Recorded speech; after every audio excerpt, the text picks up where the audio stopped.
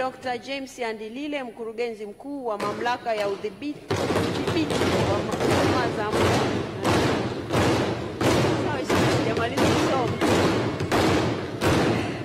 Haya, asante.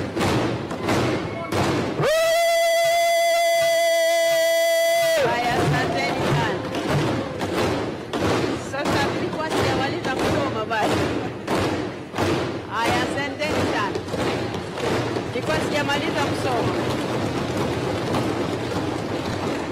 Huyu ni mkurugenzi mkuu wa mamlaka ya udhibiti wa huduma za nishati na maji EWURA. Ndugu Musa Makame, mkurugenzi mkuu shirika la maendeleo ya petroli Tanzania TPDC.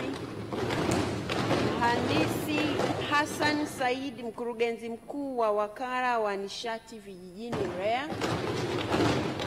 Mhandisi Charles Sangweni, mkurugenzi mkuu mamlaka ya udhibiti wa mkondo wa juu wa petroli EWURA.